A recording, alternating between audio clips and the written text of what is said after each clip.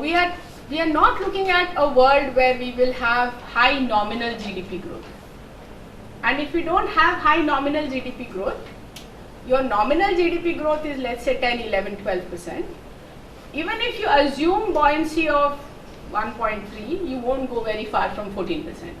So, given that our nominal growth rates are coming down, I think it's intelligent to not expect massive nominal growth in revenues. And a compromise, therefore, is a happy situation to be in.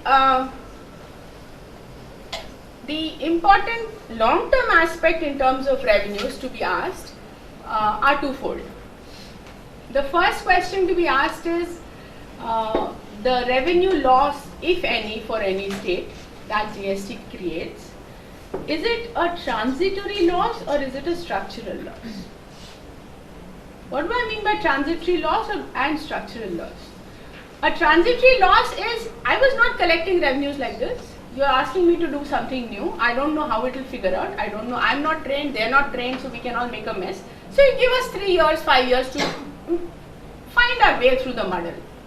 That is a transitory loss. The base is there. I just need to learn how to tax it. What do I mean by structural loss? Suppose there are states where the services sector is weak.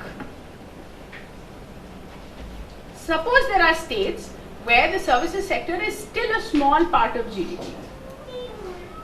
Would they be able to raise enough revenues to compensate for the losses they're going to suffer from the elimination of CST? So the imbalance that is generated, will they get enough revenues to make sure that 5 years down the line they are revenue neutral, they are where they were?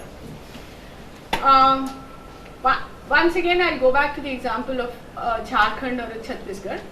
Will it have services revenues which are like 500 crores? Because that's the amount of revenue they get from CST. They get large amounts of revenues from CST by the mere fact of selling coal or iron ore across the country. Now, will they have a services sector which is large enough to compensate for this imbalance? Or do we have to wait? As students of economics, we are taught that in the process of development, you have primary sector, which tends to be larger, and it's only towards the later part of development that services sector becomes large. So if some of our states are in relatively more earlier levels of development, are we loading the dice against them by saying that in 5 years you're on your own? So that's a question then either the GST Council needs to ask itself 5 years down the line, or it will be an issue that will be passed on to a finance commission to address subsequently. And for reasons well justified, state governments tend to believe that if it goes to the finance commission, you may not get the full value of the compensation because they will always evolve a formula to determine the impact. So that's the first question. Is it a transitory loss or a structural loss? We'll get answers to this couple of years down the line, but that's a question that needs to be kept in mind. The second important question that needs to be kept in mind is we are all talking about the economy as it exists today. But as Mr. Goyal pointed out, we expect GST to do big things to our economy. We expect GST to transform decision making. We said economy was shackled by CST kind of taxes which broke India up into 20 or 31 different jurisdictions. And so by having GST, we will have one common market. What does one common market mean? It means two things. I can have massive factories at single location. I don't need to invest in multiple small factories across the country. I can reap economies of scale, as they say. But that means that factories don't exist all over the country. Factories exist at a few locations. The other big thing that is talked about is supply chain will be re-engineered. We'll have a new supply chain. Now I have godowns in every state. Then it will be enough to have godowns in maybe 5 states, not in 31 states. Now if I say I'm going to have godowns only in 5 states out of 31, I'm talking about a different configuration of economic activity in the country. How will that pan out? Will it benefit the developed states because they have better infrastructure? or will it benefit the less developed mineral-rich states because they have better access to minerals, is something we need to see how it pans out. But that is another big change that's expected to happen going forward. So that was so far as the revenue impact of GST is concerned. Then we come to, okay. So as a part of that whole discussion, it has been quite common historically for states to give incentives for, as Mr. Ganguly was also pointing out, for the union government to give incentives for investment in different states. The discussion and the consensus decision appears to be that we will no longer be giving incentives in this form. So any existing incentives we will transform into a cash transfer from the budget, which means if you were getting benefits of, quantified benefits of, let's say 20 crores in this year, I would transform that into a 20 crore transfer from the budgetary, the expenditure side, instead of keeping it on the transfer side, which makes for more transparent system of budgeting. But it is important also to remember that state governments have been using these instruments in order to bring investments into their states, so there's been a lot of competition across states. And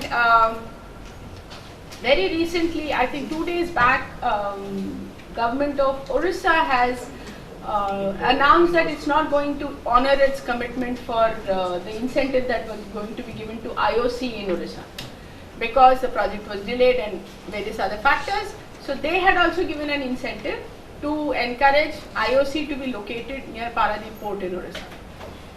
How do we view incentives to attract investment? There are two ways of looking at it. The first way is that even within once GST is implemented, there are a number of other instruments state governments have available to themselves to re-engineer and design new industrial policies to attract investment. What would they be? They can be stamp duty, they can be electricity duty, they can be various other user charges that are levied by state governments in order to facilitate occupation of new land and so on and so forth. So there are other instruments available, and there is a cash expenditure side instrument available for influencing investment decisions. That's the possibility part. But we also need to ask ourselves, what is the merit of competition among states? We have always argued that it is important to have competition because it improves service delivery. Everybody is competing with everybody else. So as a final consumer, as a customer, as a citizen, you get better services if there is competition among states. But there is another aspect which needs to be placed on the table. Competition tends to generate a tailspin. So we compete with each other and we keep reducing the rates, and the lower rates imply that I don't have resources to provide services. So I don't necessarily get better services through competition per se. So that's a rider. An example, when prior to the introduction of VAT, state governments used to have industrial policy announcements almost every third year. And each of the states would announce a policy which was a little more liberal than its neighbors. And so in 1986-87, this whole race to give industrial incentives in the form of exemptions and deferrals by state government started. And you would expect the less developed states to incentivize, right? But you're wrong. The states which gave the first incentives and the biggest incentives happened to be Maharashtra and Gujarat. And in the fight between Gujarat and Maharashtra, which are relatively equally placed, all the rest of the country was drawn into this process of giving incentives, where you need to match the terms of the neighbor, but you don't necessarily get the investment that the neighbor gets. So there is a peculiar tailspin which such a competition generates, which is which adversely affects supply of public goods and services by governments. So that's one aspect to keep in mind. Why is this important? This is important because states are not equal in the country, unfortunately. Competition between equals can create benefits, but sometimes if you have competition among unequals, it can create perverse situations. And so that is another aspect that I would like to flag for your attention. And finally, the issue of autonomy of states. And it relates to the discussion on competition we had. So the earlier constitutional arrangement provided for considerable autonomy to the states in indirect taxes. States could legislate on the structure of the tax, the rates of the tax, the rules and the procedures to be followed and so on. The base of the tax, however, was limited by the constitution to the tax on sale of goods within the state, apart from some standalone taxes. The new arrangement of GST will expand the base. It brings a larger set of economic activities within the tax base. But it will, as was discussed in the earlier session, it is based on the agreement that the structure as well as the rates of tax and the rules and the procedures will be the same across the entire country. Now, when GST discussions were going on, there was a lot of discussion about autonomy and whether states are being undermined, autonomy of states is being undermined and so on. One way of looking at this entire discussion is to say this is a trade-off between an expanded base and more flexibility, and that is a happy ending to put the discussion to, but there's an alternative way of looking at it. The bigger and more pertinent question to ask is the center and the states are going to legislate their own acts and rules. In the first 5 years of implementation of GST, the states expect to be compensated 100% for the extent of losses. So there is very little reason for any state to choose to differ in the first 5 years. It is a happy situation to let the ball roll. But 5 years down the line, do we have mechanisms to keep the consensus in place? First. Second, do we necessarily need a consensus on everything? Two questions. So, to the extent the whole design is worked through the IT system, states or anybody else's ability to do a completely different design, to vary from the consensus, is severely limited. So, it's more a hypothetical question than a factual question whether Orissa can decide one fine morning to say, oh, I don't like this now, I don't want to do GST. Or I want to do a completely different kind of GST, so now this is the new rules that will operate. So we are sort of constrained by the existence of technology and by your ability, your nimbleness around the technology platform.